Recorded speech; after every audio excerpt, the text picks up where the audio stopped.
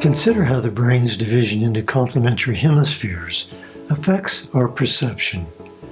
Like the eyes, the hemispheres are independent yet cooperative. Like the eyes, the hemispheres feed consciousness from two different points of view, which creates a three-dimensional effect. But the eyes and the hemispheres have their differences too. Through the eyes, we perceive a physical world. Through the hemispheres, we perceive a mental world, a world made up of unseen realities, such as insights, thoughts, and ideas. The eyes view our world from similar viewpoints. The hemispheres view our world from dissimilar viewpoints. For example, one hemisphere shows us our local environment. The other shows us our global environment. The two viewpoints are like those of two people standing face to face, one seeing everything in all directions and one focused on the other's face. Their viewpoints are so different that at the extremes they sometimes support opposite views. Reconciling the two complementary viewpoints and the thoughts that arise from them might well be our most fundamental creative endeavor. The challenge created by this dissimilarity in the behavior of the hemispheres is that it polarizes us. As I explained in part 1 of this video, most of us inherit a system of perception in which one hemisphere and its viewpoint completely dominates the other. Our dominant hemisphere informs us and guides our thinking. Our non-dominant hemisphere, our recessive hemisphere, aids the dominant. This type of dominance, known as genetic complete dominance, produces individuals whose primary source of information comes from either their right hemisphere or their left hemisphere. Now, we are always free to consult our recessive viewpoint, assuming we know how, and free to adopt the viewpoints of others. But when we don't, our default viewpoint will dominate. In this video, we are going to continue our examination of the brain's operating systems. I thought it helpful to name the systems. I've chosen the names dual and non-dual, since these names have long been used to refer to the viewpoints and values that the hemispheres seek to describe to us. Dual systems are often described as linear or dualistic. Non-dual systems are often referred to as nonlinear or holistic. The brain's non-dual operating system is global in scope.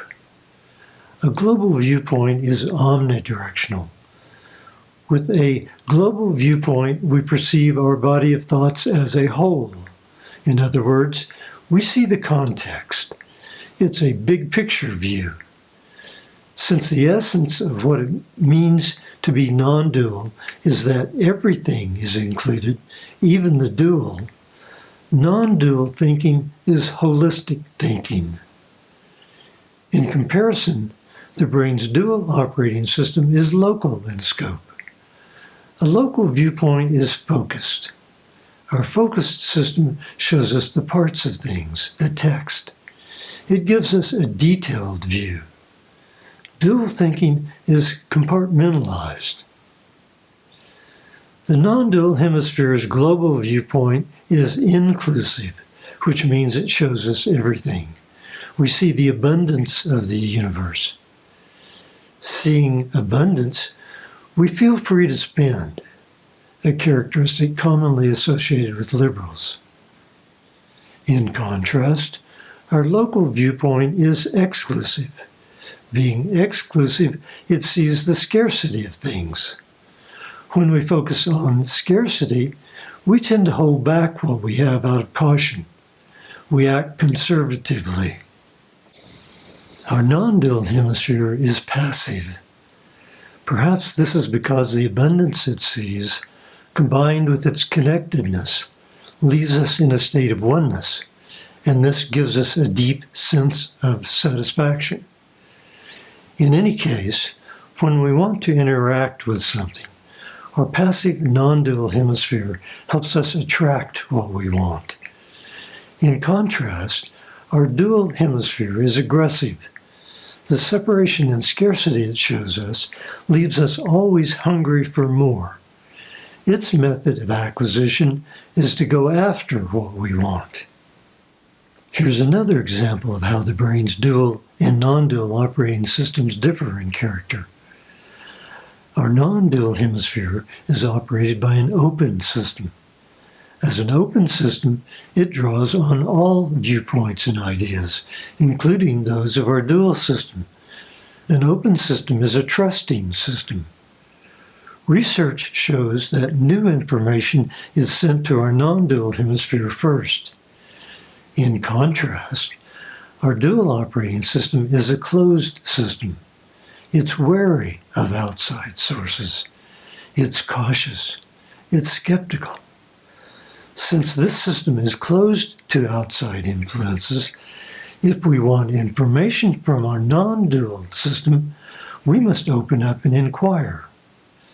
An example of how the brain's closed system affects our thinking can be found in the stereotypical male who is lost, but thinks he can figure out where he needs to go, and therefore will not ask for directions. When our dual system is dominant, we think we don't need to look for answers. We think we already know. A closed system favors closed minds. Whole brain thinking is not complicated. You just need to respect the viewpoints and solutions offered by both brain hemispheres and consult them. In cultivating whole brain thinking, ultimately, you are seeking to integrate the two sides of the brain and create a unified system of your own design. Like any creative endeavor, this may take some effort, but I assure you it is possible to do. And in fact, you are already doing this. The experiences of life promote hemispheric integration. How will you know when you achieve whole brain consciousness and are thinking with the whole of your brain? You'll know when the political and gender divisions you once perceived no longer seem at odds with one another, and instead appear as harmonious parts of a greater whole. You will know when you feel the positive difference this shift in consciousness produces. To learn more about how the brain influences our behavior, check out my video, The Brain's 4 Operating Systems.